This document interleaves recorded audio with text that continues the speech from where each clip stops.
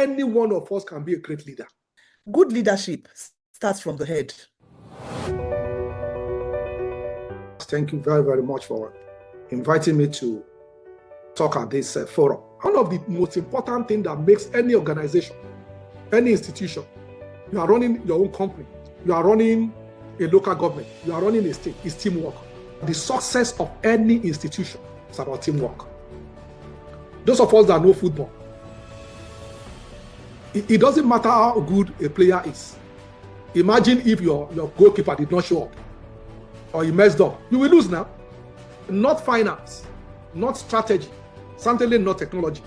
It is teamwork that remains the ultimate competitive advantage, both because it is so powerful and it is so rare. So that for a company to succeed, it's not just the strategy, it's not just the finance, it's not just the technology, it is teamwork. There are 3 pillars that I believe that a leader must have.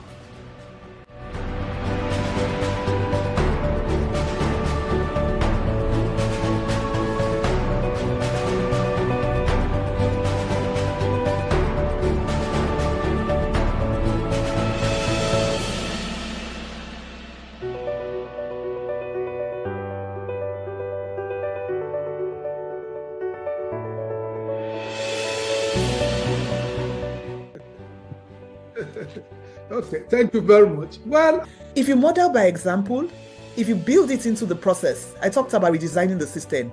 If the people around you, you can get them to start to think differently about their role and to abide with those things. Over time, it will become practice. Yes, it is very necessary to correct people's ideas that, you know what, there is right and wrong. There are things that are there. That's not in my view. We don't need perfect leaders. No. What we need is that there should be enough decent ones. And we can, if each of us starts to say, beginning from my desk, beginning from my office, beginning from my file, I can do that. There will be enough decent ones to cause that change. Enough decent leaders in the right places, in enough positions, for long enough, over time. This is how institutions improve. There are different ways that it can be done, and then let's model the behavior we want to see. Let's mirror that change that we want to see in society. Please, let's go forward. Courageous, but determined that I can't change the system, but the system will change if each of us does our own part. So please, let's start doing our own part. Good luck to everyone. Thank you again.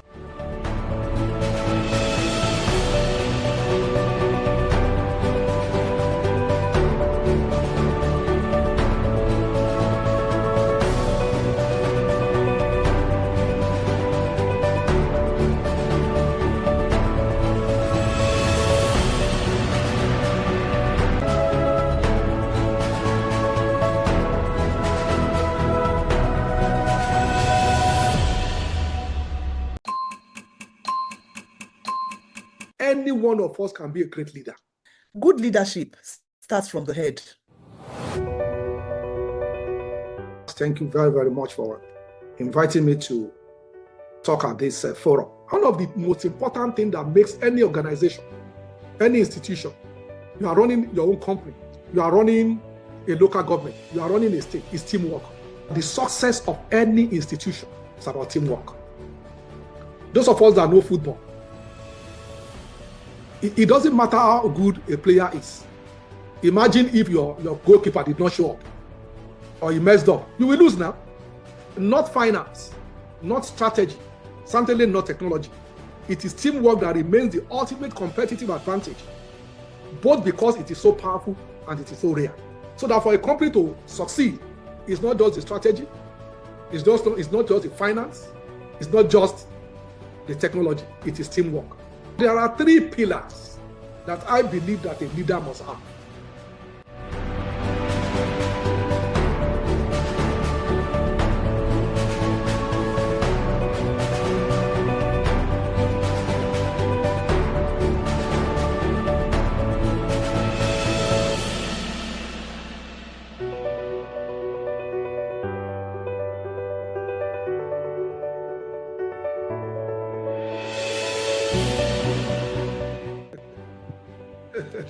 Okay, thank you very much. Well, if you model by example, if you build it into the process, I talked about redesigning the system.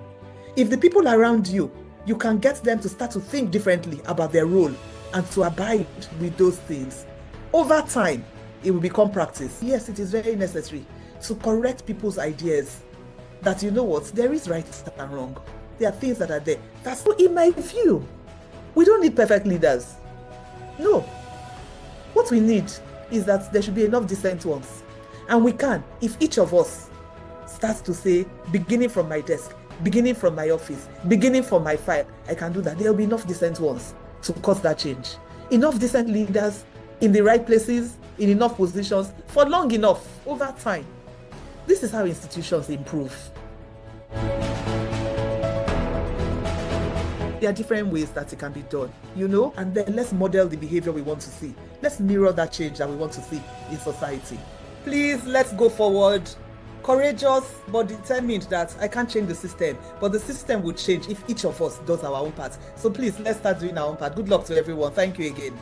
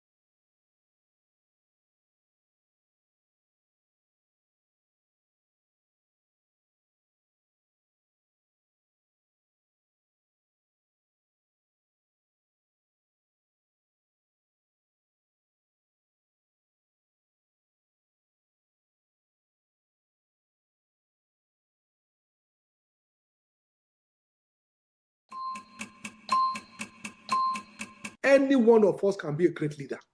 Good leadership starts from the head.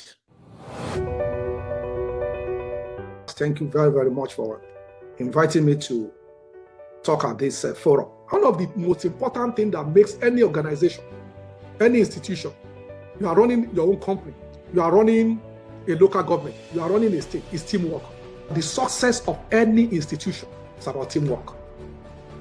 Those of us that know football, it doesn't matter how good a player is. Imagine if your goalkeeper did not show up or he messed up. You will lose now. Not finance, not strategy, certainly not technology.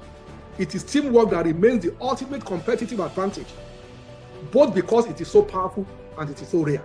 So that for a company to succeed, it's not just the strategy, it's not just the finance, it's not just the technology, it is teamwork. There are three pillars that I believe that a leader must have.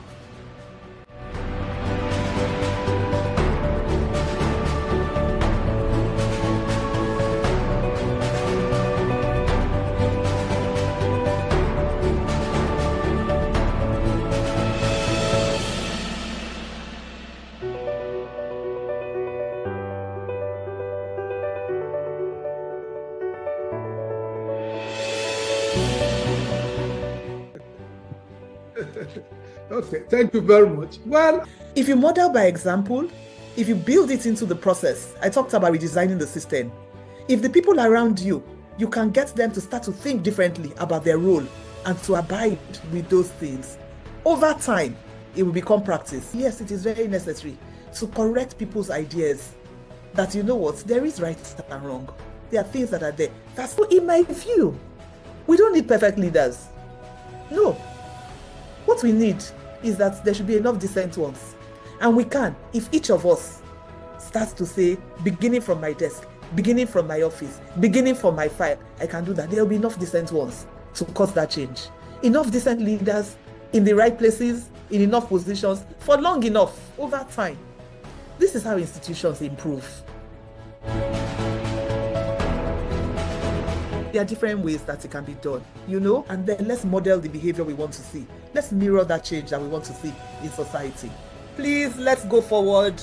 Courageous but determined that I can't change the system, but the system will change if each of us does our own part. So please, let's start doing our own part. Good luck to everyone. Thank you again.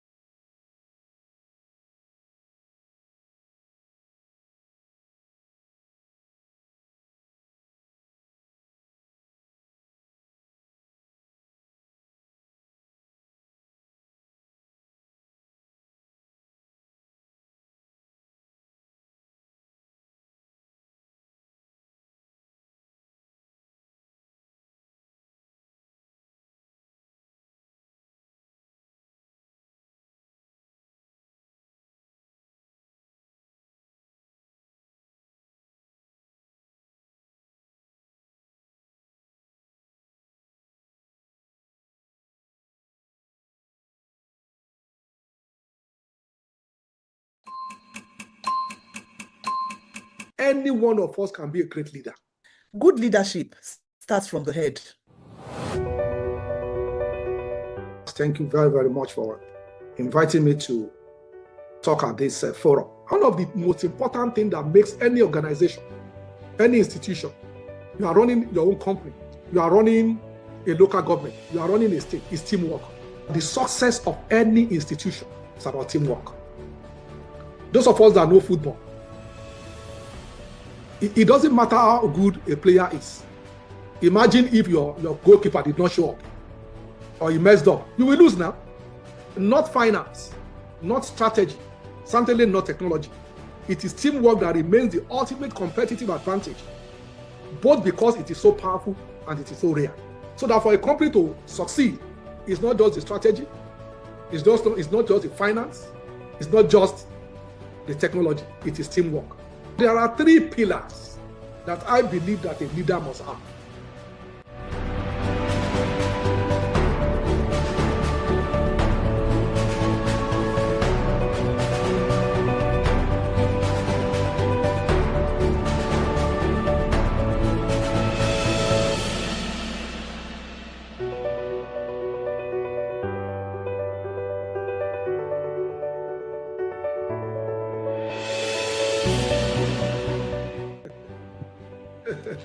Okay, thank you very much. Well, if you model by example, if you build it into the process, I talked about redesigning the system.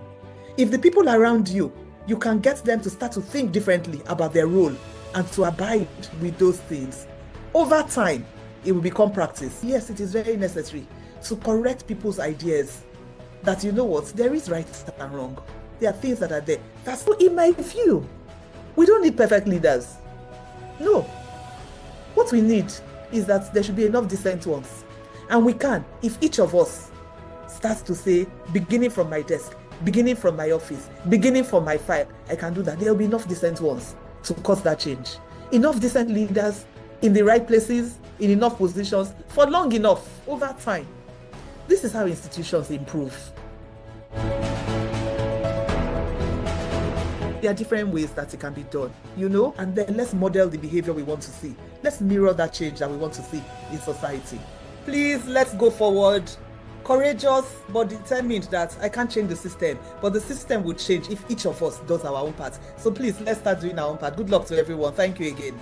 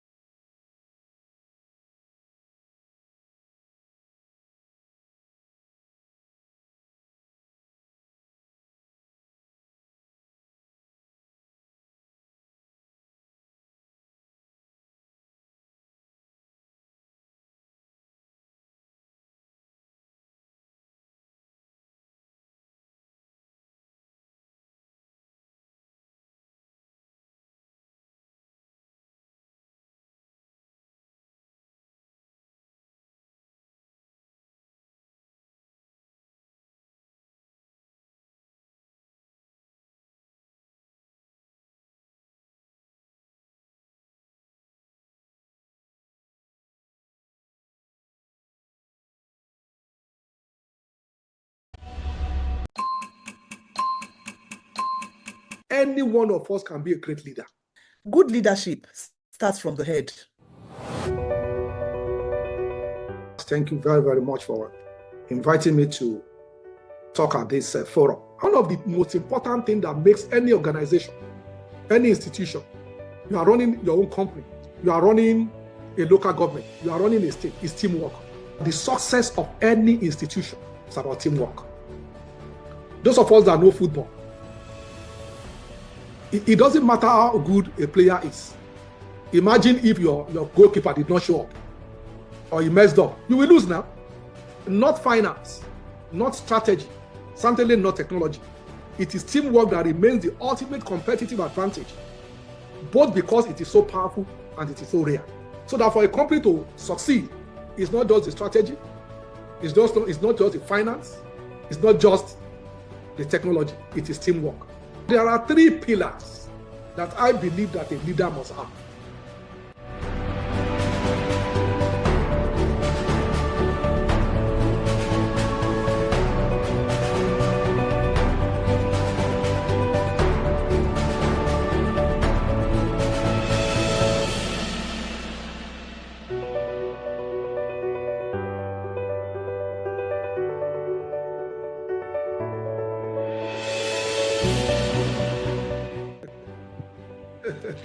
Okay, thank you very much. Well, if you model by example, If you build it into the process, I talked about redesigning the system. If the people around you, you can get them to start to think differently about their role and to abide with those things. Over time, it will become practice. Yes, it is very necessary to correct people's ideas that, you know what, there is right and wrong. There are things that are there. That's in my view. We don't need perfect leaders. No. What we need is that there should be enough decent ones. And we can, if each of us starts to say, beginning from my desk, beginning from my office, beginning from my file, I can do that. There will be enough decent ones to cause that change. Enough decent leaders in the right places, in enough positions, for long enough, over time. This is how institutions improve. There are different ways that it can be done, you know, and then let's model the behavior we want to see. Let's mirror that change that we want to see in society. Please, let's go forward. Courageous, but determined that I can't change the system, but the system will change if each of us does our own part. So please, let's start doing our own part. Good luck to everyone. Thank you again.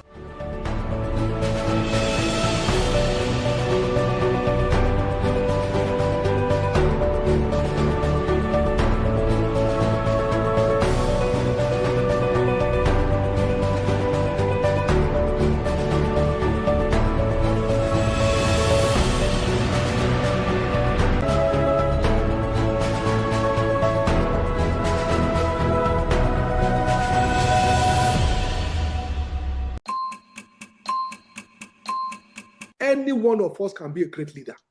Good leadership starts from the head.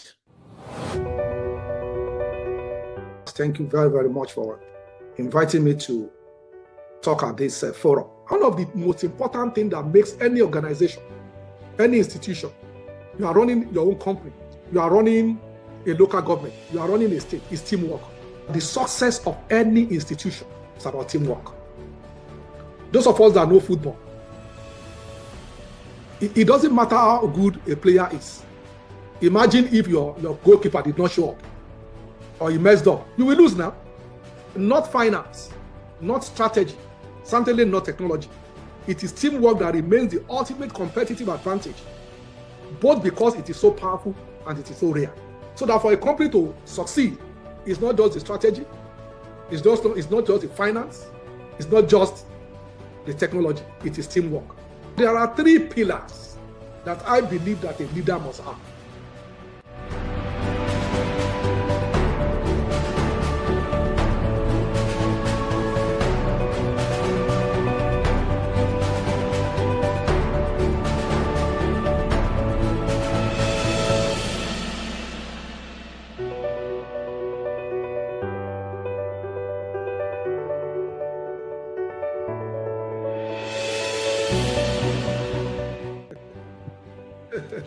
Okay, thank you very much. Well, if you model by example, if you build it into the process, I talked about redesigning the system.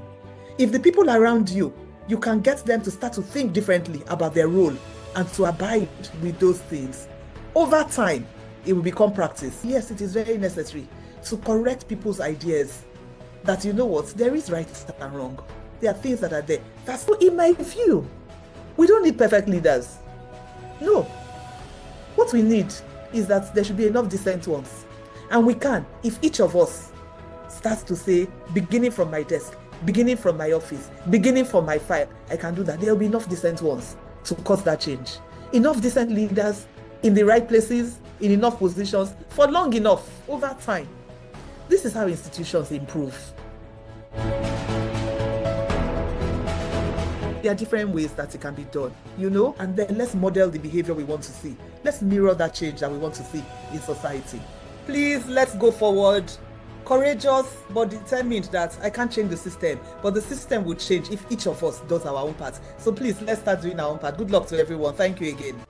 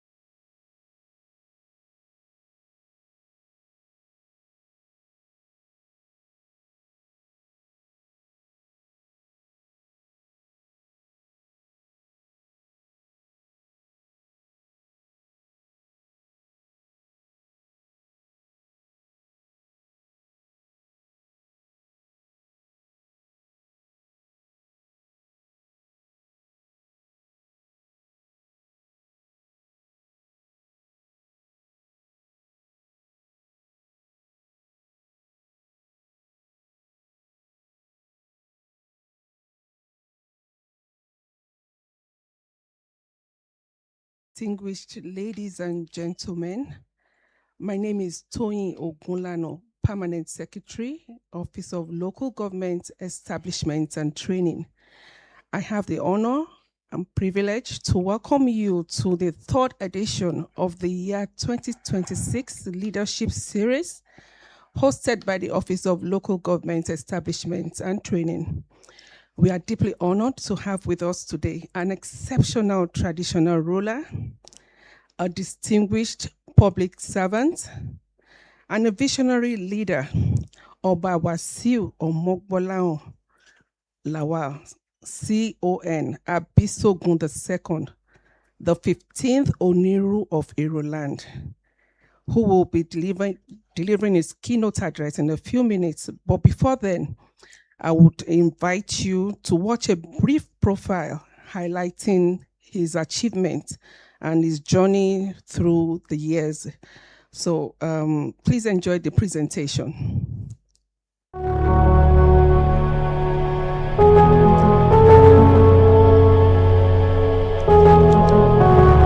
His Royal Majesty Abdulwasiu Omogbolahan Lawal, CON, Abisogun II, the 15th Oniru of Iru Kingdom, was born on 24th July 1970 into one of Lagos State's foremost royal lineages. He is a proud son of Lawal Akako family in Italeko, with deep ancestral roots that span the Aromire, Ojora, Onitolo, Eletuodo, Shokun, Eletuawo, and Abisogun Oniru ruling houses. His heritage reflects a rich legacy of leadership, service, and commitment to the history and traditions of Lagos State. Beyond royal heritage, Kabiyesi built an exceptional career in public service, spanning over 3 decades. He began his professional journey with the Raw Materials Research and Development Council before joining the Nigerian Police, where he served with distinction and voluntarily retired as a superintendent of police. During this period, he also served as aide-de-camp to the then governor of Lagos State, Asiwaju Bola Ahmed Tinubu, GCFR, now President of the Federal Republic of Nigeria. His transition into public administration saw him occupy several strategic positions in Lagos State. He served as Senior Special Assistant on Special Projects, where he coordinated the landmark Agric Years initiative. Thereafter, he was appointed Honorable Commissioner for Agriculture and Cooperatives, Honorable Commissioner for Housing, and later returned to serve again as Honorable Commissioner for Agriculture under 3 successive administrations. Throughout this assignment, he championed transformative initiatives that strengthened food security, expanded affordable housing, empowered farmers and artisans, and enhanced economic opportunities for thousands of Lagosians. His leadership of the state emergency food response during the COVID-19 pandemic reached over 1 million vulnerable households and earned recognition as a model worthy of replication.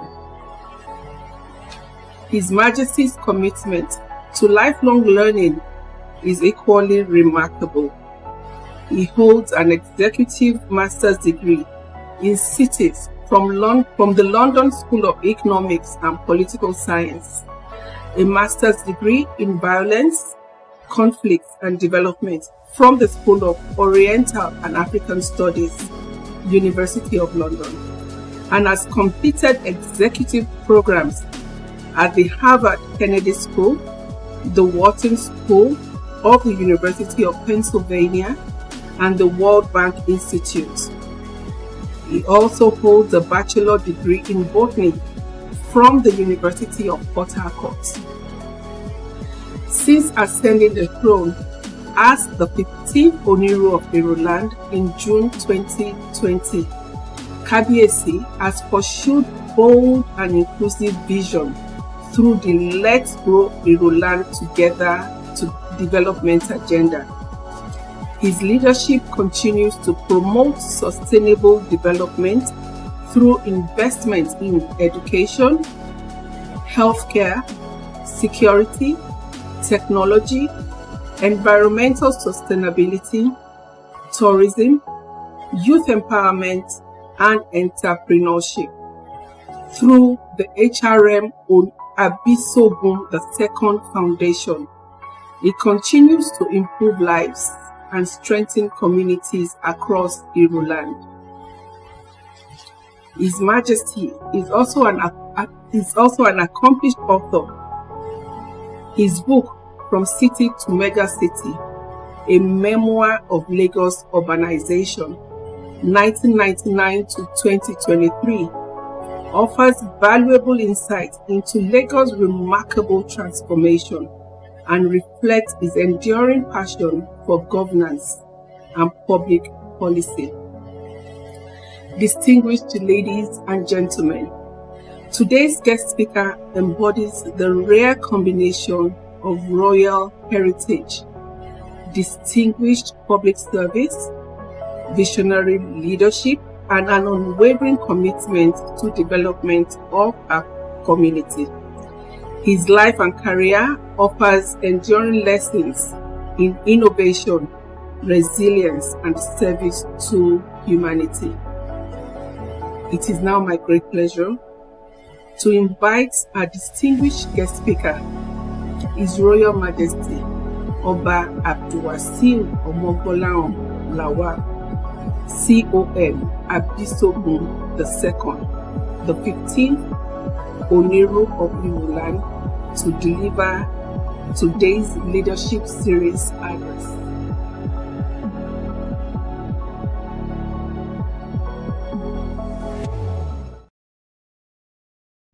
On this note, ladies and gentlemen, you would agree with me that Kabiyesi is in the best position to take this topic we have today, which is preserving cultural heritage while driving modern governance, the strategic role of traditional rulers and local governments in sustainable community development.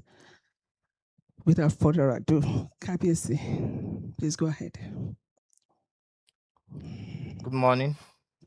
The Executive Governor of Lagos State, Mr. Babajide Olusola, the Honorable Commissioner for Local Government Chieftaincy Affairs and Rural Development, the Permanent Secretary Office of Lagos State Establishment and Training, OLGE&T, Chairman, Vice Chairman of Local Government and SCDA, Council Managers, Directors and Senior Officers of Local Government Services, distinguished guests, ladies and gentlemen, good morning. Permit me to begin by expressing my profound appreciation to the Office of the Local Government Establishment and Training for the honor of inviting me to share a few thoughts at this leadership series. I consider it a privilege to engage with men and women who control the local government activities in Lagos State and who are the closest to the people of Lagos. I commend the Permanent Secretary and the management of OLGE&T for conceiving this initiative. Leadership is not accidental. It is usually cultivated, continuous learning throughout reflection and willingness to adapt to changing realities. Programs such as this are therefore investment in the future of Lagos State. Although we are meeting virtually today, and I believe that the distance created by technology does not diminish the importance of the conversation we are about to have. On the contrary, it reminds us that leadership itself has evolved. We now govern communities that are more connected, more informed, and more demanding than ever before. The expectations of our citizens have changed, and therefore the way we lead must also change.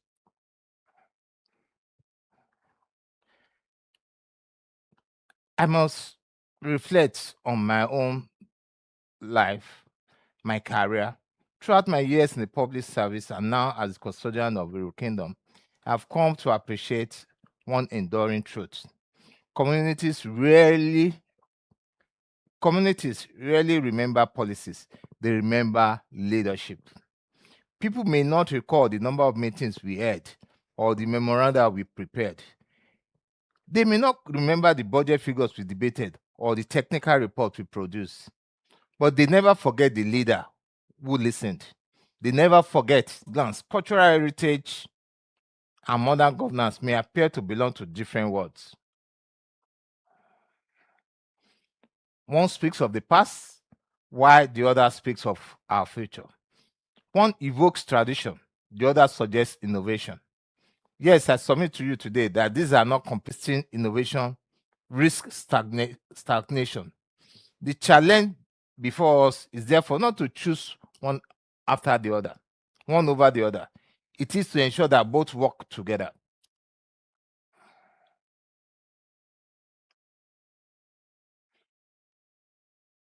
Today's presentation will speak to the story of Lagos and how Lagos' story is a balanced story. If there's any place that demonstrates this delicate balance, it is Lagos. Lagos is one of Africa's fastest growing cities. It is the Nigerian commercial capital. It is a center of finance, technology, innovation, culture, and creativity. Every day, thousands of people arrive in Lagos seeking opportunities. We should also remember that in 1920, the population of Lagos was barely 110,000 people in Lagos, but the city has grown. The city continues to expand physically, economically, and socially.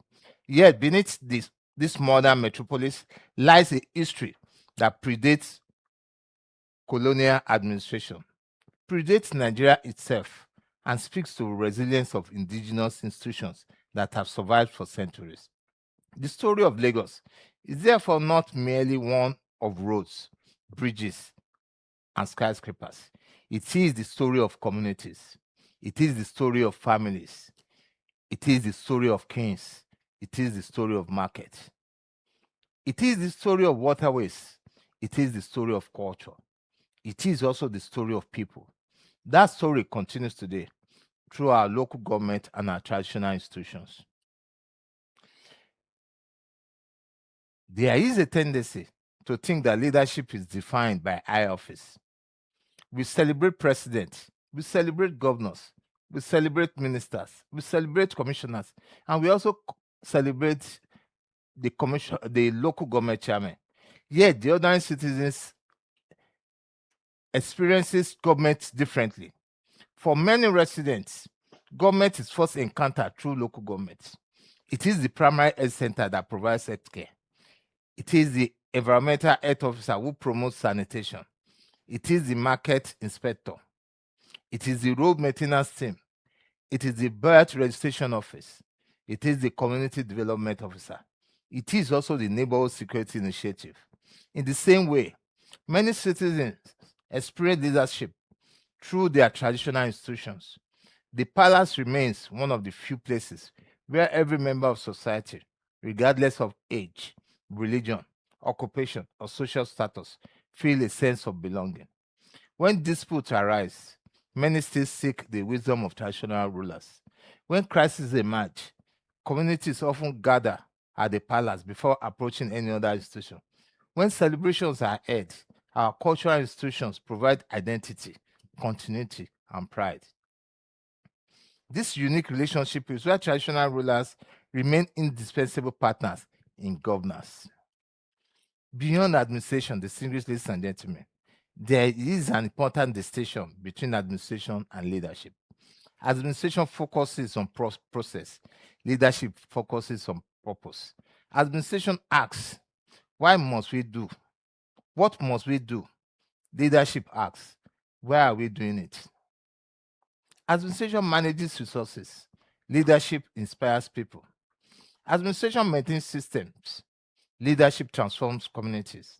Our citizens expect more than efficient administration.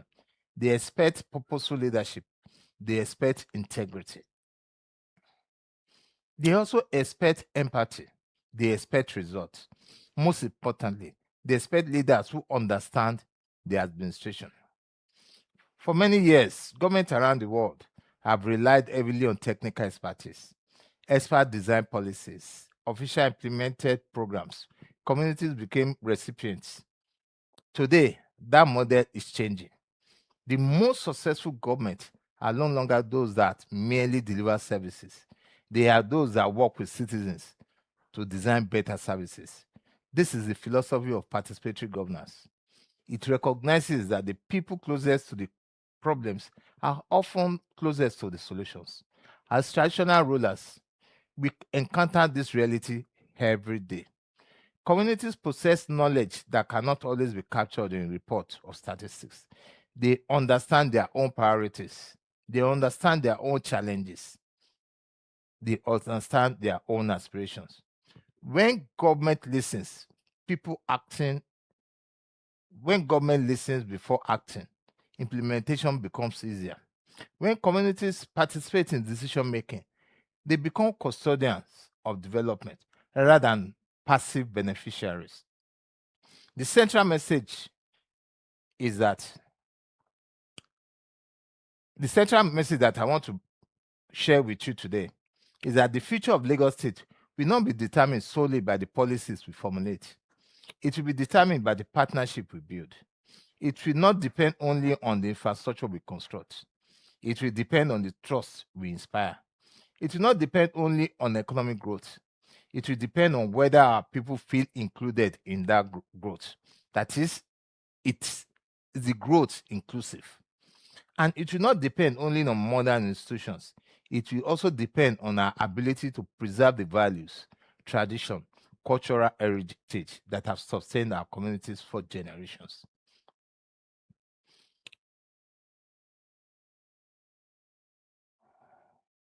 So permit me to invite you on a brief journey. The program, this lecture will start by going through the remarkable history of Lagos and the institutions that have shaped its development. We shall explore our traditional rulers and local governments. We shall explore how our traditional rulers and local governments have evolved as complementary partners in governance. We shall consider why effective implementation matters more than policy formulation. We shall reflect on leadership, productivity, wellness, and capacity development. Finally, I will share some lessons from the experience of Iru Kingdom, where tradition and innovation continue to work together to come up with a very robust and sustainable community development. It is my hope that at the end of our conversation this morning, each of us will leave here or live wherever we are and become somebody who has benefited from this lecture.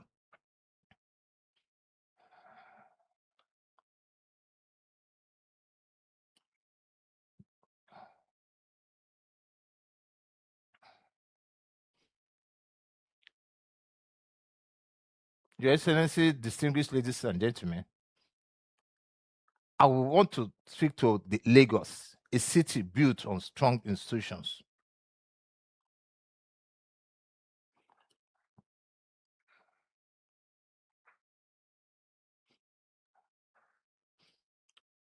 To understand where we are going, we must first understand where we have come from.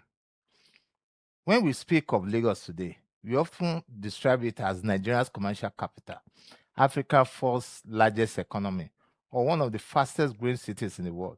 These descriptions are accurate, but they tell only one part of the story. Lagos did not become a mega city overnight, nor did it become one by accident. The transformation of Lagos is the result of centuries of visionary leadership, resilient communities, strong institutions, and enduring willingness to adapt to changing realities while preserving its identity. This is an important lesson for This is an important lesson for all of us gathered here today. Development is never accidental. It is always intentional. And intentional development requires institutions that outlive individuals. What was the situation of Lagos before the creation of Lagos State itself? Long before amalgamation of Nigeria in 1914, even before British colonial government, Lagos was already a thriving center of commerce, governance, and culture. I remember vividly in one of those books written by Professor Tajuddin Gbadamosi on H.A.B. Fasiro. And in that book, it was well illustrated there that in 1765, the Lagos that we know today, there were 2 ships that moved from Lagos to Nantes in France. That goes to show that Lagos has been in existence long before now, and even before the colonial government came, before the Portuguese came, and that is where we are today. Lagos was already a thriving center of commerce, governance, and culture. The communities we now know as Sisaleko, Iru, Badagry, Ikorodu, Ojo, other settlements had long established system of leadership and administration. The Awori people, regarded as some of the earliest settlers in Lagos area, established organized communities governed by customs, tradition, and community values. Over time, interaction with the Benin Kingdom further shaped the political and cultural evolution of Lagos, leading to the emergence of the Oba institution that remains an integral part of Lagos' identity today. Contrary to the misconception that governance in Nigeria began with colonial administration, our ancestors had defined systems of administration. Traditional rulers provided leadership. Chiefs advised the throne. Baales administered communities. Age-grade association organized communal labor. Women groups played important economic and social roles. Families settled disputes through established customary process. Markets operated under recognized regulations. Fishing rights were managed. Trade routes were protected. Security was collectively maintained. Justice was dispensed according to accepted customs. These institutions may not have resembled modern bureaucracy, but they were organized, respected, and effective. Indeed, they laid the foundation upon which later systems of governance would develop.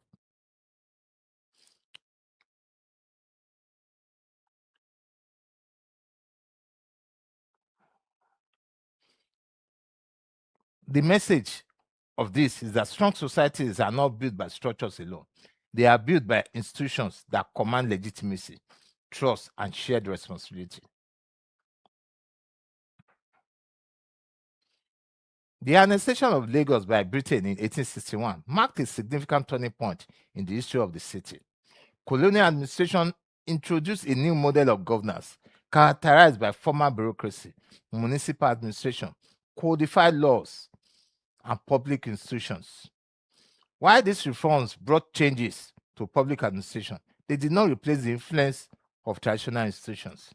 Rather, they created a dual governance structure in which colonial authorities increasingly recognized that effective administration required the cooperation of traditional rulers who already possess the trust and confidence of their communities.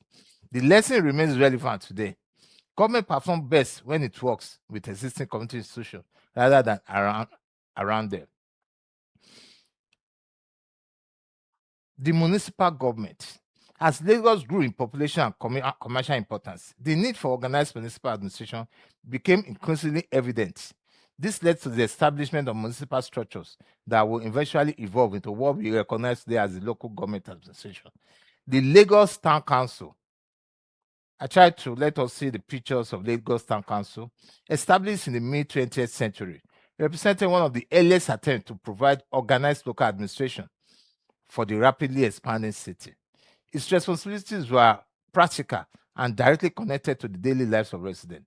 The council, as we all know, was responsible for environmental sanitation in the days of Wole Wole, refuse disposal, maintenance of local roads, drainage systems, markets, public health, street lighting, town planning, parks and recreational facilities, and overall, and more importantly, community welfare. These functions remain remarkably similar to those performed by local governments today. The names may have changed, the structures may have evolved, but the fundamental purpose has remained constant, which is to bring governance closer to people.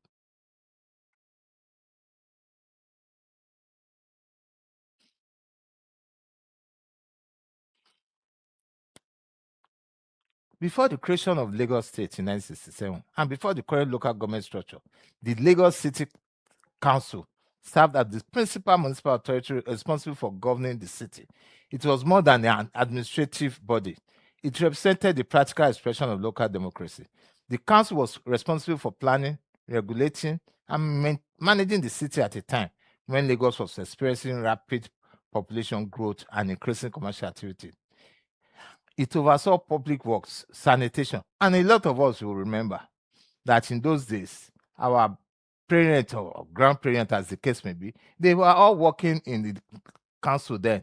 We used to call it town council, and a lot of our people really enjoy working with the council. And even then, if you are a Lagosian and you have not started working in Lagos State Town Council or City Council when it later grew, people will say, "Bolodi Shishe, where are you working?" But today, the town council that metamorphosed into City Council is now local government council. And that is what all of us are enjoying today. And we all remember that, I remember I had my wedding in that city hall. The name has now been changed to Alhaji H.A.B. Fasinro, or is no longer city hall.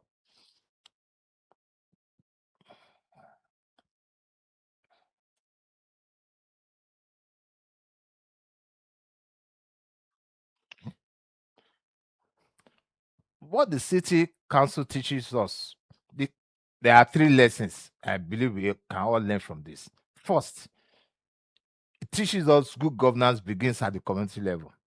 National development is ultimately the cumulative result of effective governance. Second, public institutions must continuously adapt. As Lagos grew, the council evolved. Today, local government must demonstrate similar adaptability in responding to digital transformation, climate change, urbanization, population growth, artificial intelligence, and changing citizens' expectation. The third one, governance is ultimately about people. Road matters, market matters, drainage matters, revenue matters, but all these exist to improve the lives of citizens. When institutions lose sight of people, they lose their purpose.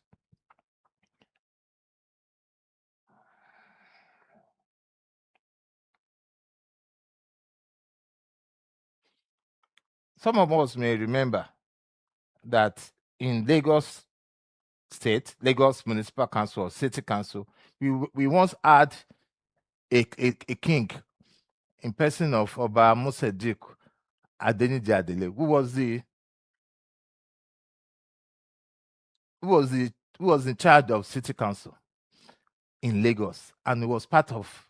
At the same time, when he was the Oba of Lagos, he was also administering in the administration of the City Council. We also had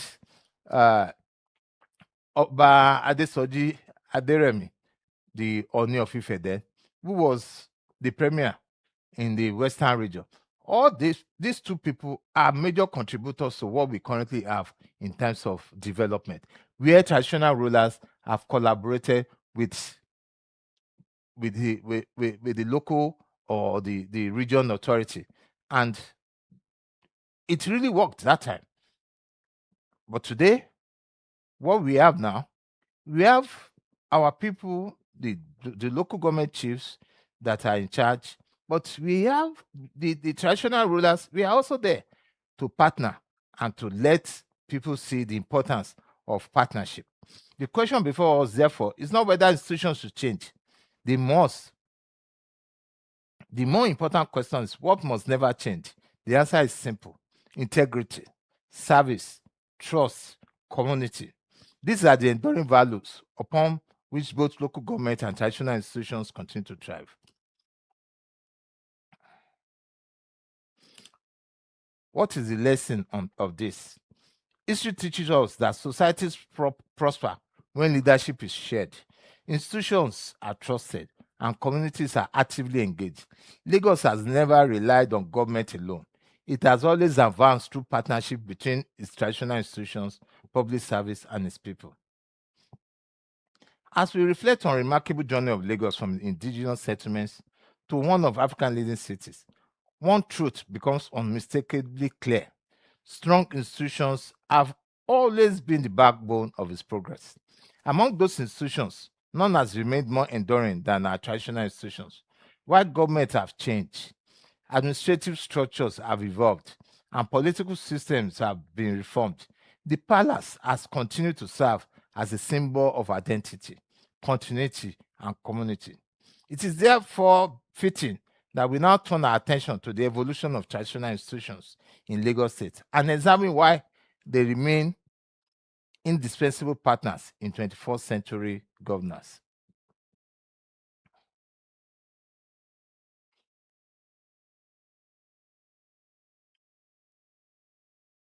And I start this evolution of traditional institutions with this quote: when institutions are rooted in trust, they endure beyond government, constitutions, and generations. Distinguished ladies and gentlemen, as we have seen, the history of Lagos is inseparable from the history of its institutions. Before municipal councils, before ministries, before secretariats and service commissions, there were communities. At the center of those communities stood institutions that provided leadership, justice, identity, and stability.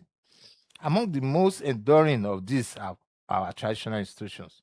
Today, as Lagos continues its journey towards becoming a truly global city, it is appropriate to ask a fundamental question: what place do traditional rulers occupy in a 21st century democracy? For some, the answer appears simple. They see the palace only as a cultural institution. They associate traditional rulers primarily with festivals, ceremonies, and customary rites. Ìṣẹ̀ṣe, Ẹlẹ́gbà, Ẹ̀yọ̀. While these are important responsibilities, they tell only a fraction of the story. The truth is that traditional institutions have always performed governance functions.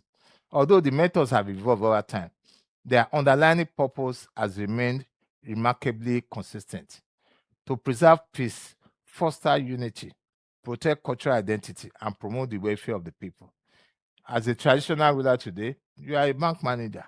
As you are a bank manager, you are also a magistrate. You are also the DPO in that your kingdom. That is the job and other things that traditional rulers do. The palace, Lagos' oldest governance institution. Before the emergence of modern public administration, every indigenous community in Lagos had a recognized system of governance. The palace was not merely the residence of the Oba, it was the administrative headquarters of the community. It was where disputes were settled. It was where community development was planned. It was where markets were regulated. It was where festivals were organized. It was where peace was negotiated. It was where collective decisions affecting the future of the community were made. In many respects, the palace performed functions that today are shared among local governments, courts, community development associations, and security institutions. This historical perspective is important because it reminds us that governance in Lagos did not begin with colonial administration. Rather, colonial administration introduced a different governance model that coexisted with institutions already recognized and respected by the people.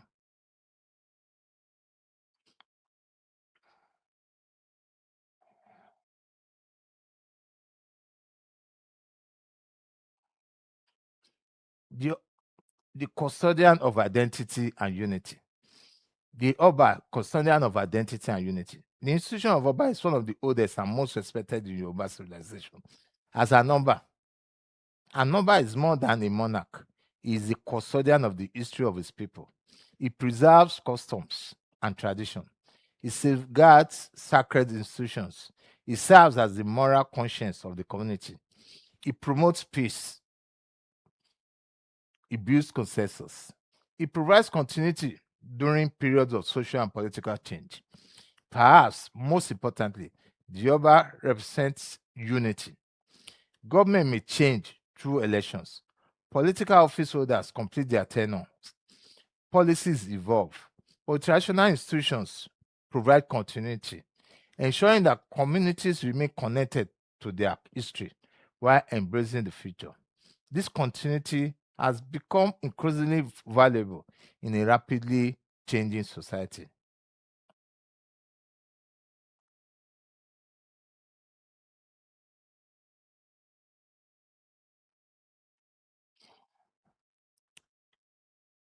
In Lagos, we have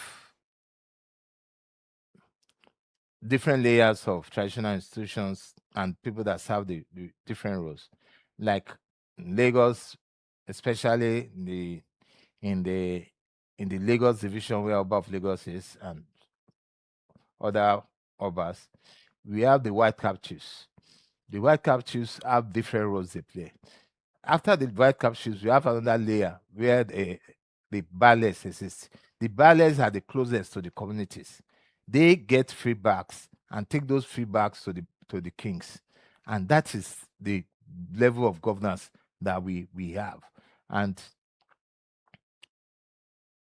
the baale understands the daily realities of his communities. He knows the family. He understands the local disputes. He identifies emerging security concerns. He recognizes vulnerable households. He appreciates cultural sensitivity. For local government, the baale represents one of the most valuable sources of community intelligence. No data dashboard can replace the local knowledge possessed by community leaders who interact with residents every day. This is why effective local government administration should maintain strong and regular engagement with baales. When policymakers listen to those closest to the people, implementation becomes more responsive and more sustainable. Distinguished guests, some people mistakenly assume that democracy diminished the relevance of traditional institutions. The opposite is true.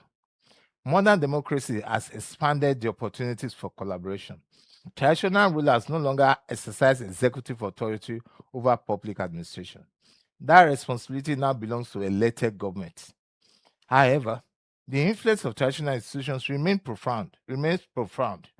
Traditional rulers, we mobilize communities, we preserve our social harmony, encourage civic responsibilities, mediate disputes, support security agencies, promote cultural tourism, encourage environmental stewardship, facilitate stakeholders' engagement, serve as trusted conveners during periods of crisis.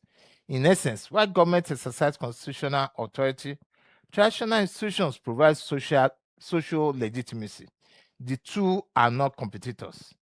We are partners. That is, traditional institutions and the local government.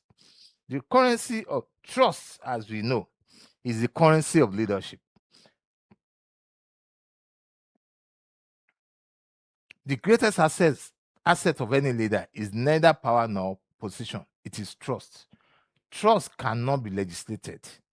Trust cannot be purchased. Trust cannot be imposed. Trust must be earned consistently over time. Traditional institutions have survived centuries because they continue to enjoy the confidence of their communities. That confidence has been built through accessibility.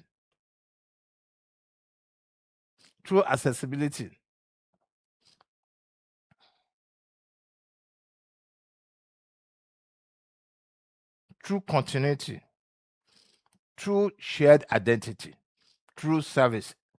For public institutions, this presents an important lesson. Policies succeed where trust exists. Without trust, even the most brilliant initiatives struggle to gain acceptance.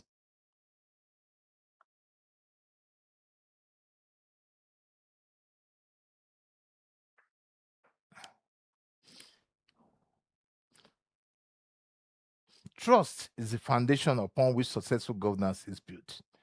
I would now want to drive this conversation home by picking the Oniru institution as a lived experience and share our own experience with all of us here today.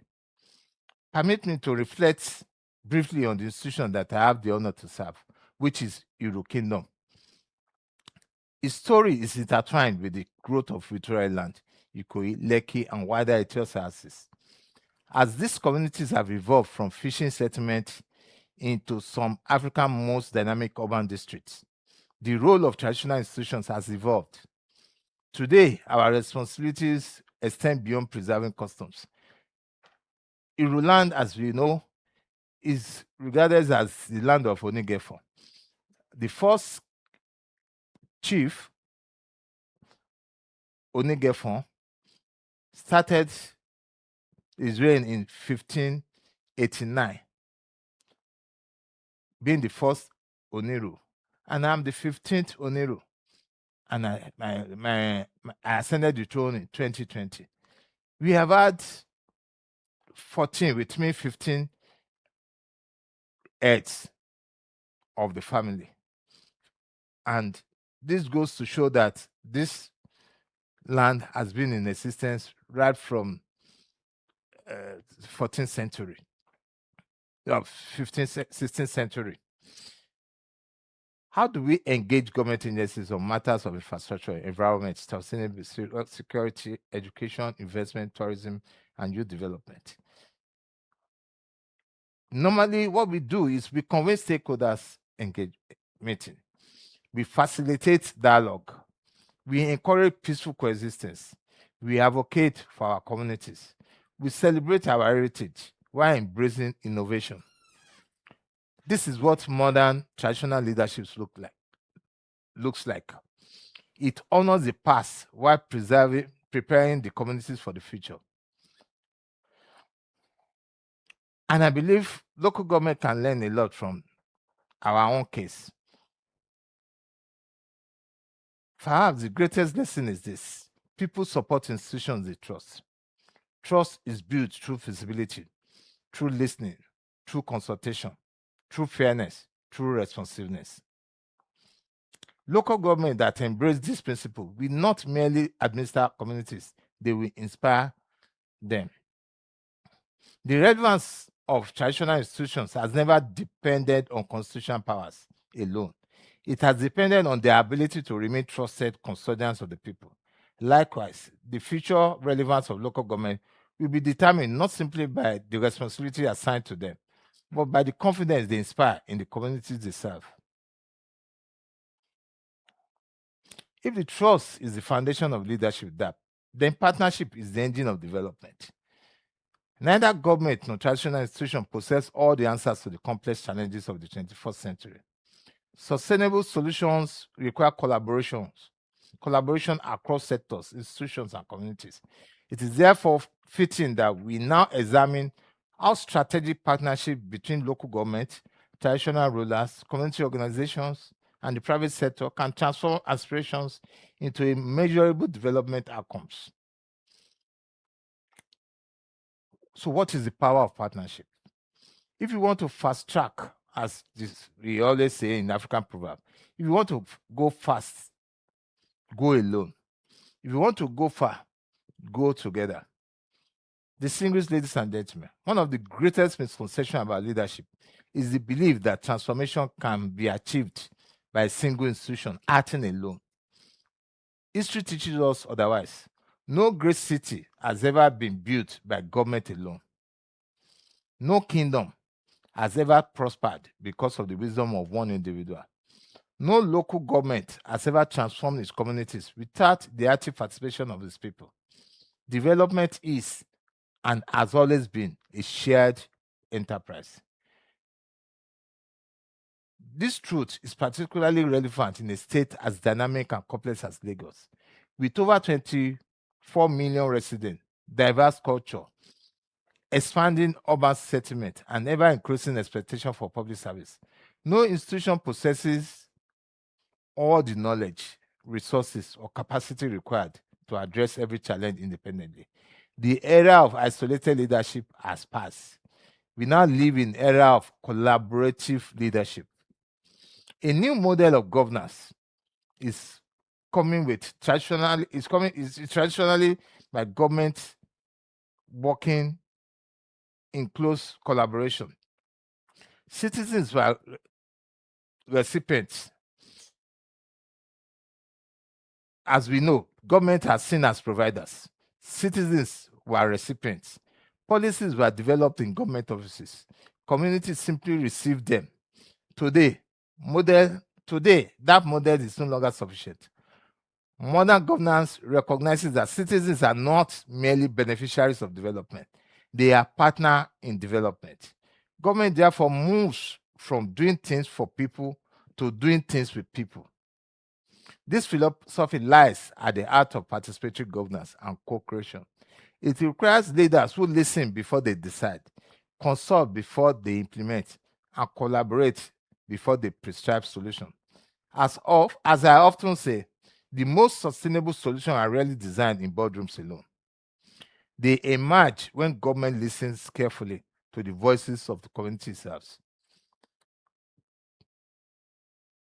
One of the mistakes we sometimes make in public administration is to confuse information sharing with stakeholder engagement.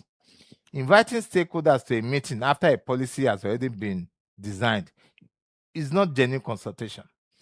Neither is asking communities to endorse decisions that have already been made.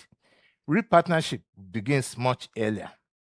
It begins with understanding the problem together. It continues through joint planning, shared implementation, continuous communication, and collective ownership of results.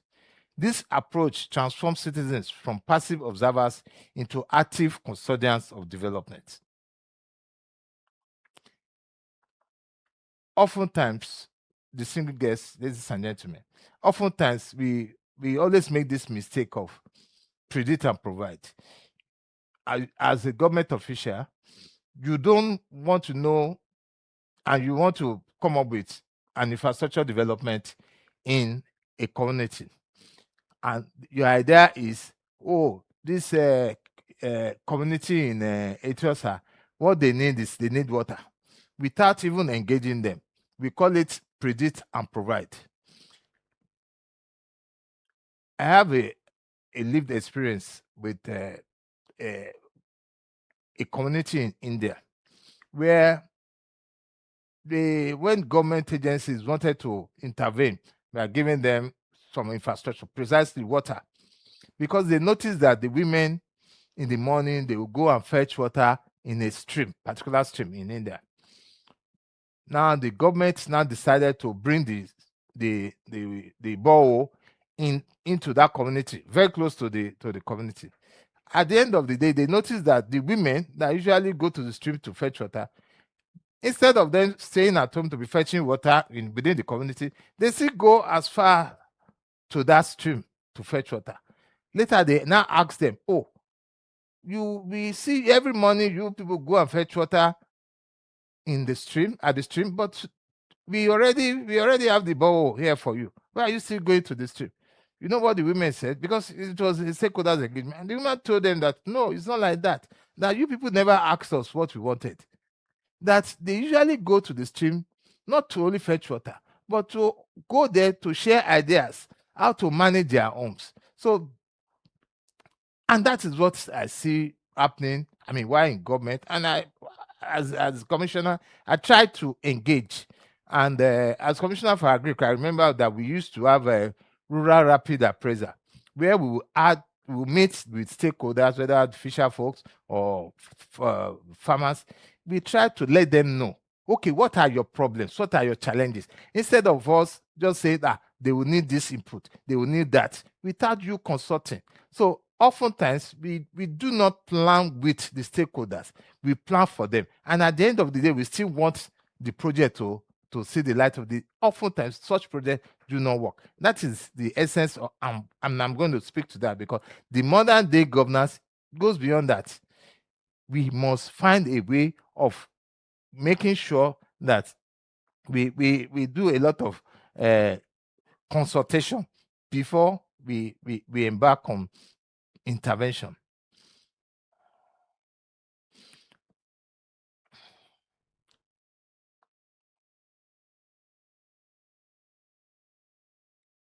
I also want to share the experience of Iru Kingdom,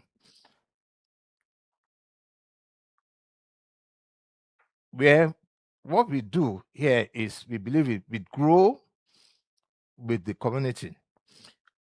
But we believe that with growth comes opportunity. But growth also brings pressure. Pressure on infrastructure, pressure on the environment, pressure on security, transportation, pressure on social cohesion. These challenges cannot be addressed by the palace alone, nor by the local government alone. They require partnership. That has been our philosophy. Our first responsibility was to listen. One of the earliest lessons we embraced was that effective leadership begins with listening. Too often, institutions assume they know what people need, as I mentioned earlier. Leadership data tells us what is happening. Conversations help us understand why it is happening. That is why effective governance requires both evidence and empathy.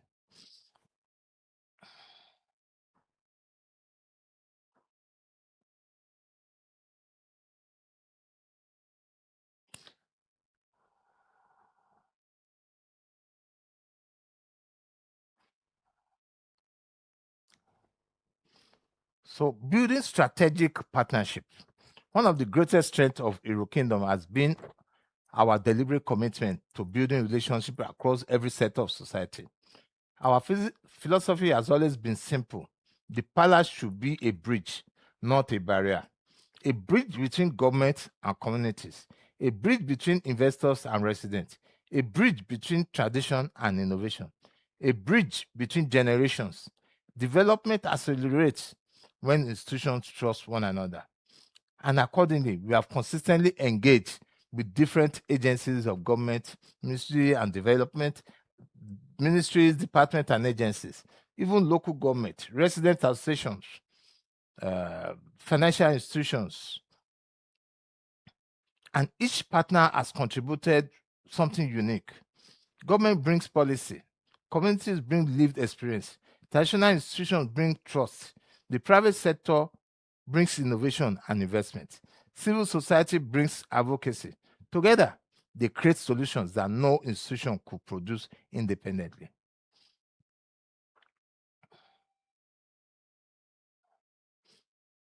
Promoting peace and security. With the situation in the country today, we see that there's a need for all of us to collaborate together, from ordinary citizens to traditional rulers to government agencies and to the security. No society can develop without peace. Traditional institutions continue to play a vital role in promoting peaceful coexistence. The palace often serves as the first point of contact when tension arises within communities.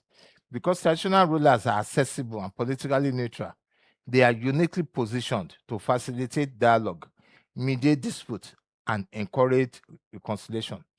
Equally important is our collaboration with security agencies. Traditional institutions possess local knowledge that complements formal security structures. Residents are often more comfortable sharing concerns with familiar community leaders. When this information is responsibly shared with the appropriate authorities, security becomes proactive rather than reactive. The lesson is clear. Security is strongest where trust is strongest. And what we encounter regularly is that people always believe that if I share my problems or the challenges or crisis or conflict with my community leader, I feel safe. My identity will be protected in case, but in a situation where you believe the traditional rulers don't have roles in security, it's going to be a mistake. It's a mistake. And what we are doing currently at the national level is for the traditional institutions to be mentioned in the constitution, because what we do now, whether in terms of security, are still informal. But by the time we are mentioned in the constitution, At least we have that constitutional right to be active in the security architecture of Nigeria. And we are confident that the amended constitution that is going to come up, the traditional rulers will be mentioned, if not given a role. But when it comes to security, I'm sure they will be given special roles, at least, even if it's just for intelligence gathering.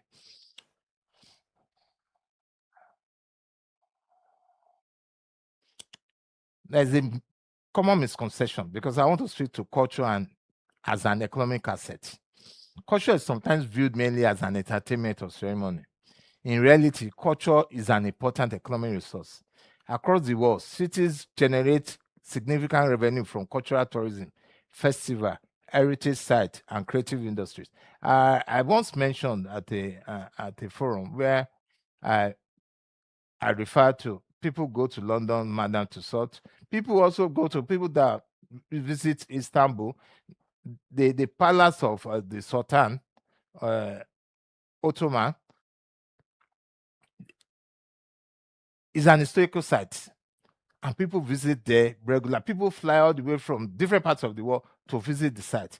Also in Lagos, people go to the palaces, the Badagry tourist site. People come to our palace also for different reasons, but that culture, we promote tourism. So festival, cultural sites, heritage sites, as local government chiefs, you need to always support us. If you support us, a lot will be achieved. It's going to boost the tourism potential of different kingdoms, as we know. And I believe some of our local government chiefs are already working on that. And people have even started appointing officers in charge of culture and whatever in their different local government, because culture is very, very important. We should not see culture as just for celebrations or whatever alone. The Iru Kingdom has continued to preserve and celebrate its cultural heritage, not only because it honors our ancestors, but because it contributes to identity, tourism, investment, and economic activity. When visitors experience authentic culture, they do not simply attend an event, they connect with a people. They understand a history. They understand a history.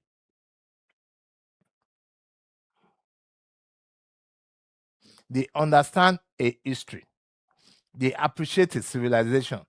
Culture, therefore, becomes a powerful instrument of diplomacy, economic development, and community pride.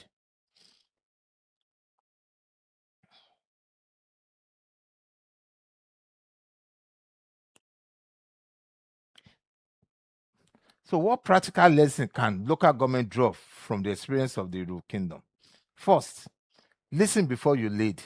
The most successful policies are those informed by the voices of the people. They are intended to serve. Second, build partnership before crises arise. Relationships established during peaceful times becomes invaluable during periods of challenge. Third, protect your heritage while planning for the future. Development should strengthen a community identity, not erase it. Fourth, measure success by outcomes, not activities. Communities judge us not by the number of meetings we hold, but by the improvement they experience in their daily lives. Finally, remember that trust is your greatest asset. Budget may fluctuate, policies may change, administration may come and go, but trust, once earned and carefully preserved, becomes the foundation upon which every lasting achievement is built. What is the literary reflection of this? The palace does not exist to compete with government. It exists to complement government. Likewise, local government do not exist to govern above the people. They exist to govern with the people. When these two institutions work in harmony, communities prosper. Having established that sustainable development depends on strong partnership, we must now ask another important question. How do we ensure that good ideas become measurable results? For history reminds us that many societies have produced excellent policies ambitious plan, and inspiring vision. Yet, too often, the gap between policy and progress lies not in what we intend to do, but in our ability to implement what we have agreed to do. It is to that critical issue of policy implementation, accountability, and result that I now turn to why policies succeed or fail. Distinguished ladies and gentlemen, throughout history, nations, states, institutions have developed remarkable policies. Many have articulated bold visions. Many have launched ambitious programs. Many have produced beautiful, written strategic plans. Yet, despite this effort, the expected transformation often remain elusive. Why? The answer is simple. Policies do not transform society. People do. It is not enough to have the right vision. It is not enough to produce an impressive policy document. Success depends on disciplined implementation. Indeed, one of the greatest challenges in public administration is not policy formulation, but policy execution. As a former president, Dwight Enzewa wisely observed, plans are useless, but planning is indispensable. Planning provides direction. Implementation produces results.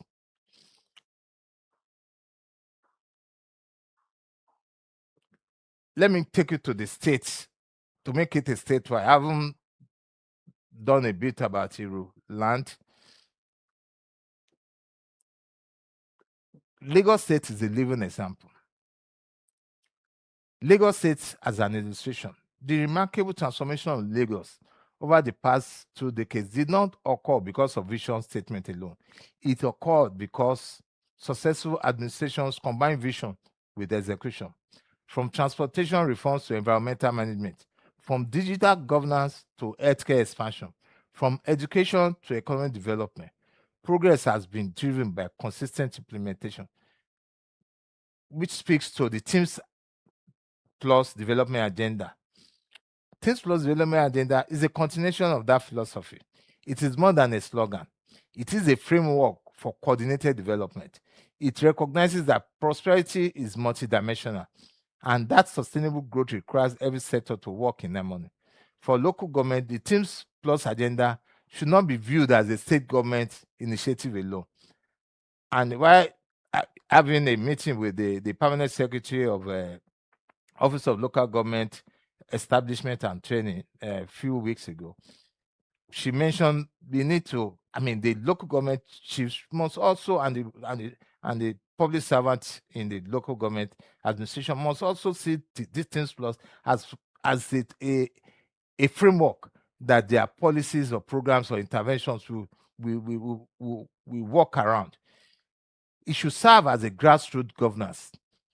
Aligning local government priorities with Teams agenda, every local government has a responsibility to translate the state strategic vision into practical benefits for its residents. Let us briefly reflect on what this means. T, that is traffic management and transportation. Mobility is more than moving vehicles. It is about connecting people to opportunities. A worker who arrives at work on time is more productive. A trader whose goods reach the market efficiently earns more income. A child who travels safely to school receives a better education. While major transportation infrastructure remains the responsibility of state government, local government contributes significantly through one, maintenance of community roads, traffic sensitization, enforcement support, pedestrian safety initiatives, community engagement, and transport planning at neighborhood level. Traditional institutions also play important role by encouraging responsible road use, mediating community concern, and supporting behavioral change campaigns. Transportation succeeds when infrastructure and public operation work together. What about the H, the health and environment? Health begins long before a patient enters the hospital. It begins in clean neighborhood. It begins with safe water. It begins with effective waste management. It begins with preventive health care. And speaking to the waste management, I remember a document I read about 15 years ago that speaks to waste management, solid waste management. And in that report, the author argued that you may not gain electoral votes if you take care of your solid waste. But if you do not take care of your solid waste, if you have rubbish on your road, or you don't take care of your environment in terms of solid waste, you are definitely going to lose votes.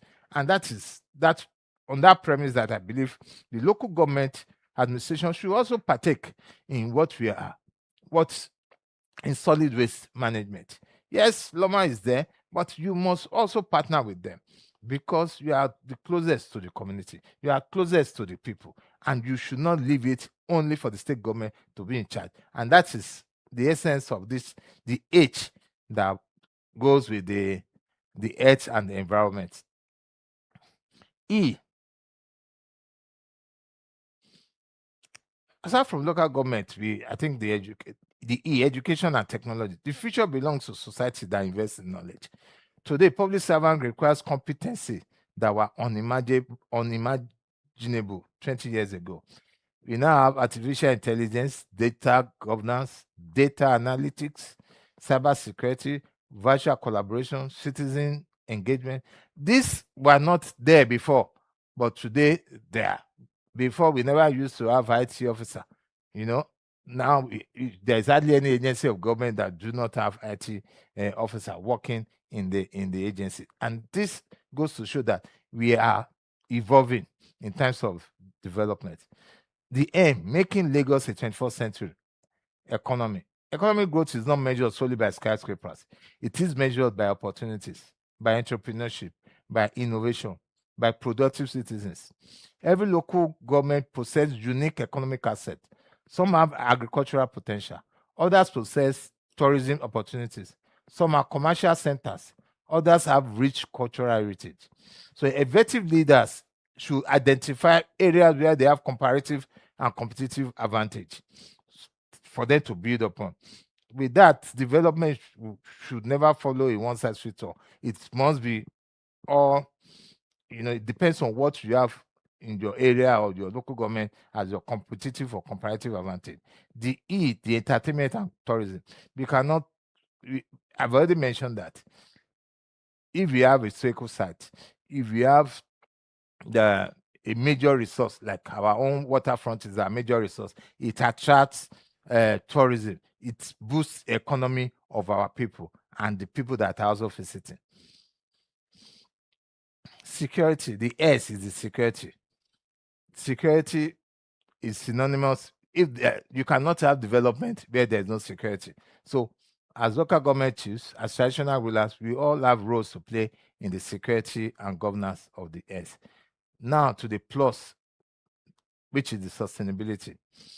This reminds us that development must be sustainable, not simply for today's generation, but for those yet unborn. Sustainability means 1, protecting the environment, strengthening institutions, preserving cultural heritage, empowering young people, investing in human capital, embracing innovation, and planning for resilience. A project cannot be sustained. A project that cannot be sustained is not development. It is merely expenditure.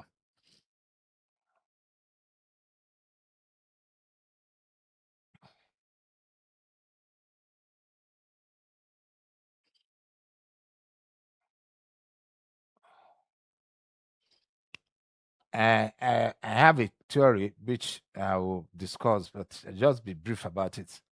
Which is the Kellogg logic model. This model, as public servant, I deployed it and it worked for me. The WK Kellogg Foundation logic model is widely used around the world in public administration, development, practice, and programs evaluation. This reminds us that meaningful results are achieved through a logical chain of action rather than isolated activities. What does it speak to? You must first look at inputs. What are the inputs? What are your resources? The resources that will make you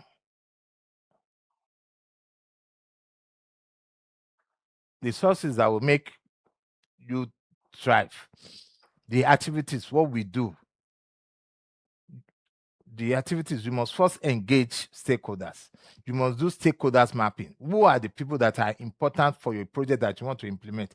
If you want to build a house, you know that you need physical planning approval, you need lab car, you need even the Omonile, you must also talk to them. Otherwise, you are going to have challenges. But that is stakeholders mapping. Once you have your stakeholders mapped, you invite them for engagement. You engage them. After engagement, you now say, okay, what do we want to do? Now you go to output. Are you guaranteed a better output? You will get better output if you have done the right thing. Your input is good. The activities are well taken care of.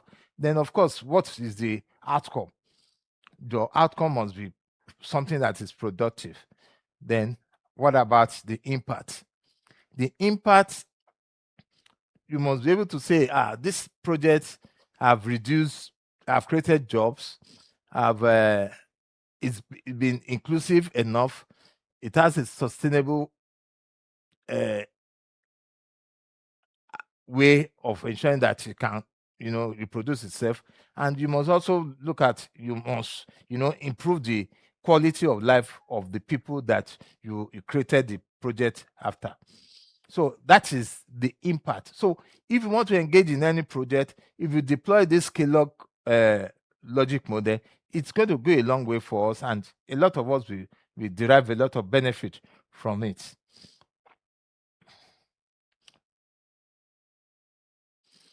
Now, to the last chapter, to the last part of this conversation.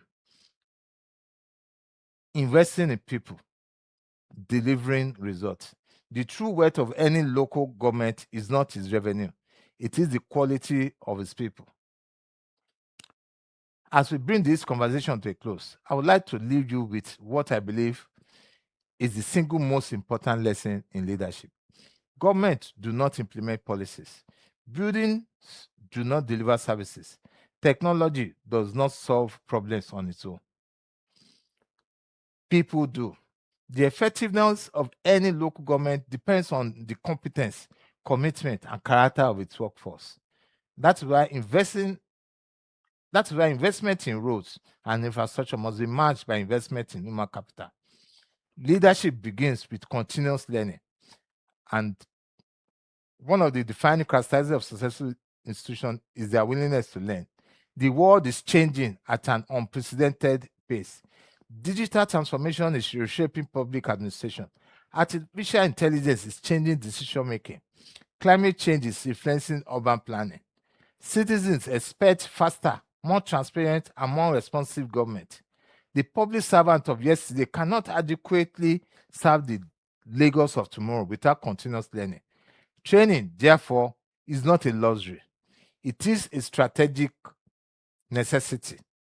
Every workshop attended, every new skill acquired, every professional certification earned, every mentoring relationship established adds value not only to the individual officer, but to the institution as a whole. This is why I commend OLGE&T, that is Office of Local Government Establishment and Training, for organizing this leadership series. It is not simply a training program. It is an investment in the future capacity of the Lagos State Local Government Service. The purpose of OLGE&T leadership series allow me to reflect briefly on what I believe this initiative seeks to achieve. Its objectives go beyond delivering lectures. It seeks to, 1, strengthen strategic thinking, improve productivity and service delivery, expose officers to new ideas and best practices, encourage collaboration across local government, build the next generation of public sector leaders, and reinforce a culture of continuous improvement. If these objectives are realized, the benefit will extend far beyond this program. They will be reflected in better decisions, better implementation, better teamwork, and ultimately better community. Productivity is about purpose. Too often, productivity is measured by activities. The number of meetings held, the number of files processed, the number of reports submitted. These indicators are important, but they are not enough. The true productivity asks a different question. What difference did our work make? The community become cleaner. The children receive better services. The citizens experience government more positively. The trust increase. Leadership should always measure outcomes, not merely output. The awareness and leadership. One issue that is sometimes often overlooked in public service. Leadership requires energy. For you to have energy, what is your emotional resilience? What is your clarity of thought? What is your physical endurance? What about your healthy relationships? We cannot expect exhausted people to build a thriving community. A productive public service, therefore, depends on healthy public servants. And this includes physical wellness. And I'm happy the head of service, every month, the permanent secretaries, they go on physical health, they do some exercises, they look at their nutrition. I remember in ESCO then, every ESCO day, we have medical personnel checking our sugar level, our blood pressure. These are the things that are very, very important. And I believe local government administrations, you also do that, because the mental wellness of your people is also very important. What is the stress management of your workforce? That Mr. Akinola, do you know his mental health status? That Mrs. Adeola, do you check her level of productivity in terms of health? Do you even know where she lives? Do you know how she commutes to work? Have you ever asked her, why are you coming late to work? People come to work tired because of where they live. As commissioner for housing, that was why we initiated certain project, the rent to own program. People should not be far from where they work. People come, they will do like 1 hour, 2 hours to get, without even traffic, to get to their place of work. By the time they get to work, they are tired, they are exhausted. And they won't be able to perform our work. Those are the challenges we face in the public service. Is anybody checking them? Do you even ask where they live? I mean, I know the public service, there's always this housing scheme that you always, but the government must pay special attention to the health and wellness of the people that are contributing to the economic growth of our state. You can't be, you are a director, assistant director, but you have a driver. You don't even know where your driver lives. You don't know the state of health. Meanwhile, you have access to health care. But do you even check the health? Do you do health check of your driver? These are the things that are very, very germane, and I want all of us to take special attention so that we can improve the productivity, we can raise the profile of our institutions. And distinguished guests, ladies and gentlemen, I want to thank you. I want to say that having listened to me for almost over an hour, I believe this conversation will go a long way in ensuring that we boost the productivity of the workforce, the communities, the people that are supposed to be the center point of whatever that we want to do, are doing, are well taken care of. We must take advantage of the partnership that we have. There are so many resources around us. We have the private sector, we have the civil society, we have the community development agencies, the association. They are there for us to use. And we, the traditional rulers, we always support you. Try us, use us. Don't say they are not relevant. We are not your competitors. We believe if all of us collaborate together, we partner together, Lagos, the local government administration in Lagos, will be better for it. And I must, at this point, congratulate the PS and all the management of the Ministry of Office of the Local Government Establishment and Training for organizing the lecture series. We must In conclusion, leadership, we must note that leadership begins closest to the people. Every decision taken in a local government secretariat has the potential to improve a family quality of life. Every partnership formed can strengthen a community. Every investment in people can transform an institution. Every act of integrity can restore public trust. As traditional rulers and local government leaders, we are united. We are united by a common purpose. We may occupy different offices. We may exercise different responsibilities, but we serve the people, the same people. The future of Lagos will not be determined solely by the size of our economy or the height of our buildings.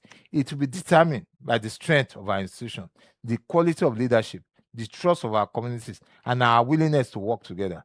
As an African proverb wisely reminds us, when spider webs unite, they can tie up a lion.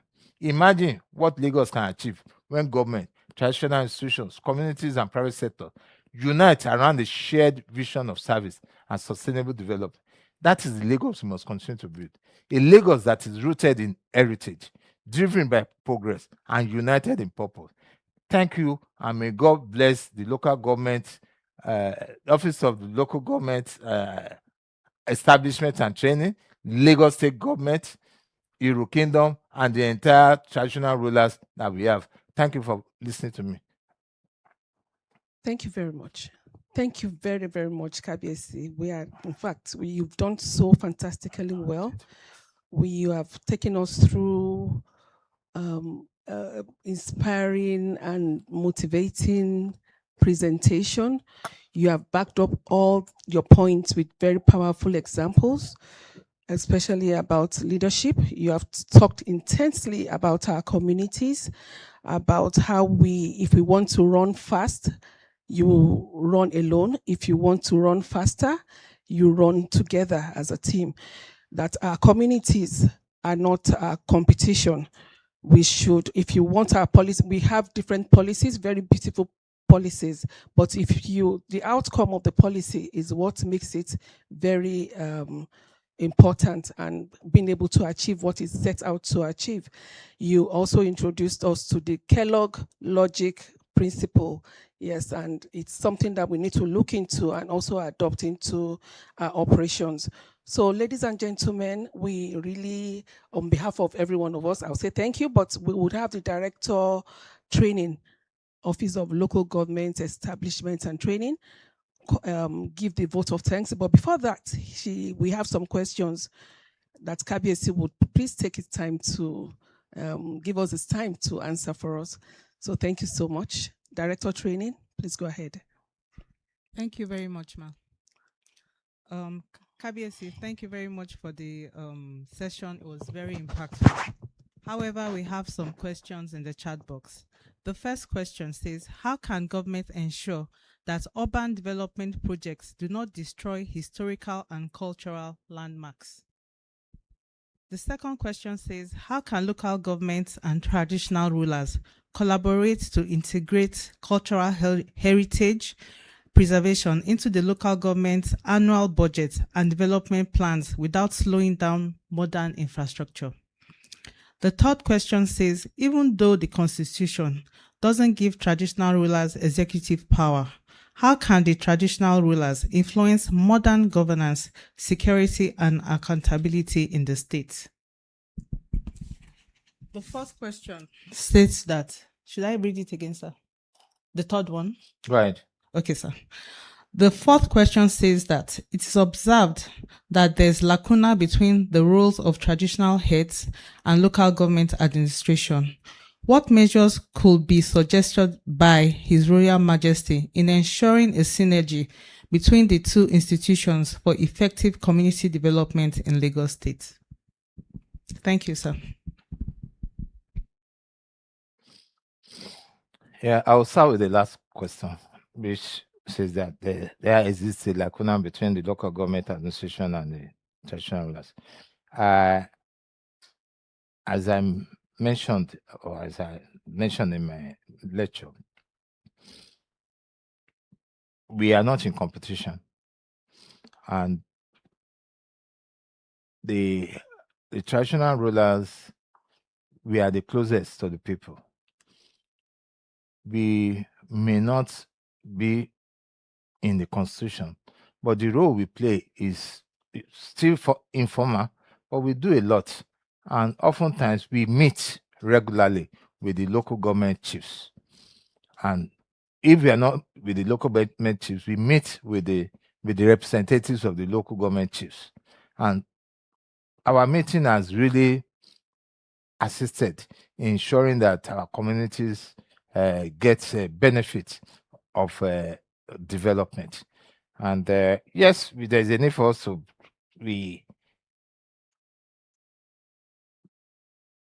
work more closely, but we would see what we can to ensure that we have a better working relationship.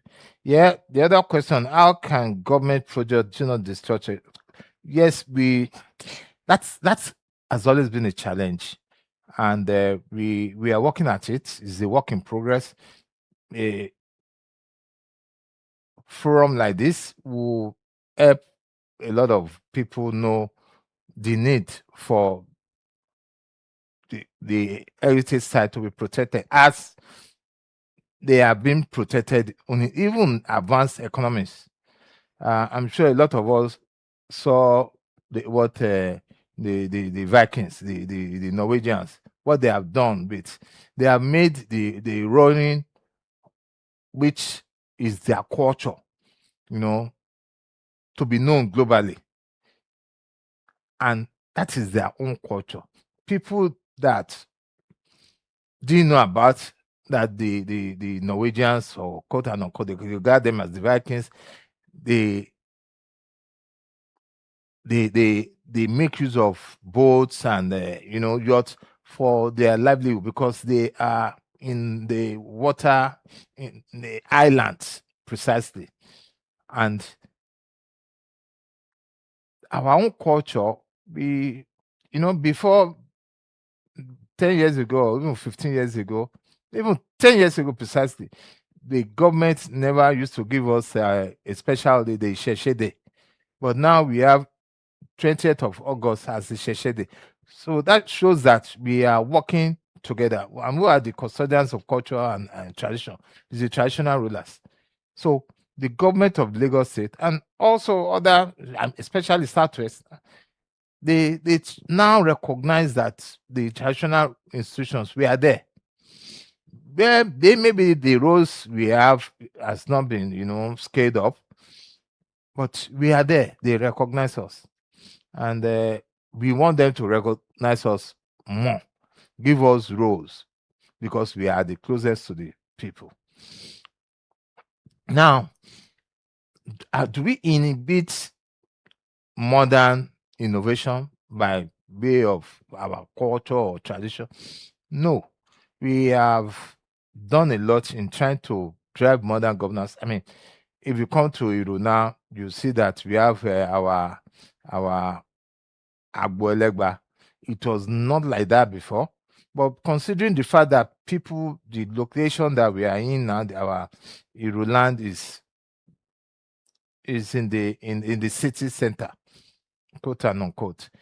A lot of people wanted to know what we do in our festival, Agboelegba. When I ascended the throne, I observed that we had people coming. They wanted to know about our Elegba festival, but our site was not big enough to accommodate those multitude of people. Now we scaled it up. We have done a lot of reconstruction. So that site, that's our cultural site, now has capacity to take 3,000 people. And we have added some modern touch to it, but we didn't leave out the cultural and the traditional stuff that were there by our forebears. So modernization, we try not to distort our modern site. I mean, look at we worship Olokun regularly, but the coastal road came. Our sites that we used to have our Olokun festival was more like, but we have adopted to the new site. because we let the government know that, oh, this site is very important to us. And I mean, we also have an issue with the Qatar Bridge, the Olofin Atekwe site, the home of Olofin. The government wanted to put another bridge on Qatar Bridge. You know, they wanted to do the construction of Qatar Bridge, but we let them know because they consulted us. That's the essence of stakeholders engagement. You must engage first. And I think the government, different levels, federal, state, they do a lot of engagement. And I'm sure some of us even know that the economic planning ministry, before any budget is done, they try to do a consultative forum in order not to, and they invite all traditional rulers to all those consultative fora, so that they know what are we supposed to protect, what are we not disrupting anything, you know. So we will continue to collaborate. As far as we are concerned, is a work in progress. And this lecture series is something that I want to encourage the ministry, the Office of Local Government Establishment and Training to continue, because you can never tell. Speaking to, I don't know the number of people that joined, but thereafter I will make my lecture. I'll make my lecture paper to be available to everyone. I mean, through the permanent secretary, and at the end of the day, I'm sure a lot of us will know what we need to do. I mean, preserving cultural heritage while driving modern governance.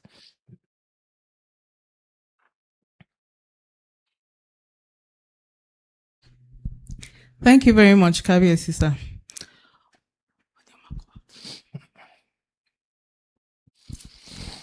On behalf of the Office of Local Government Establishments and Training,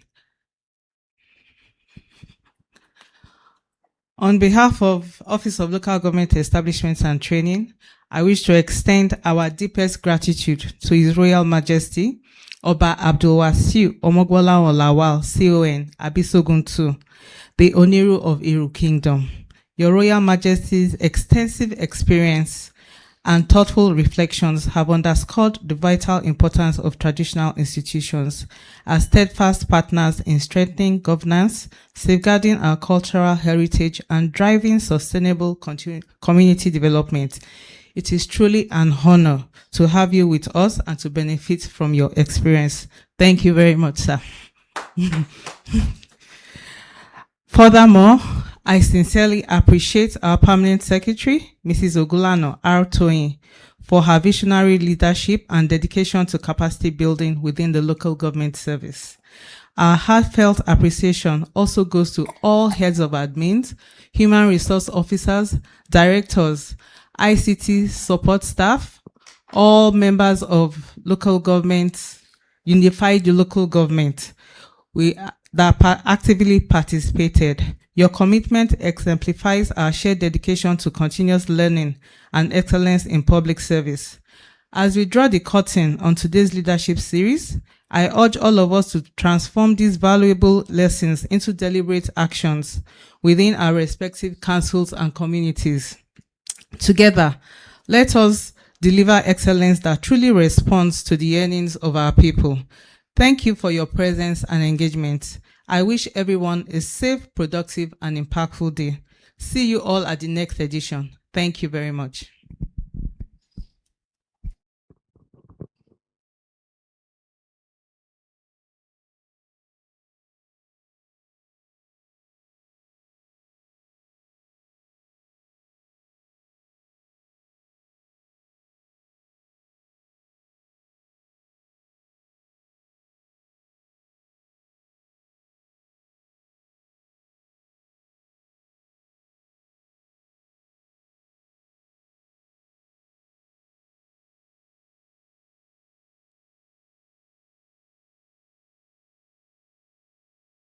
Be a great leader. Good leadership starts from the head. Thank you very, very much for inviting me to talk at this forum. One of the most important things that makes any organization any institution, you are running your own company, you are running a local government, you are running a state, is teamwork. The success of any institution is about teamwork. Those of us that know football, it doesn't matter how good a player is. Imagine if your goalkeeper did not show up or he messed up. You will lose now. Not finance, not strategy, certainly not technology. It is teamwork that remains the ultimate competitive advantage, both because it is so powerful and it is so rare. So that for a company to succeed, it's not just the strategy, it's not just the finance, it's not just the technology, it is teamwork. There are 3 pillars that I believe that a leader must have.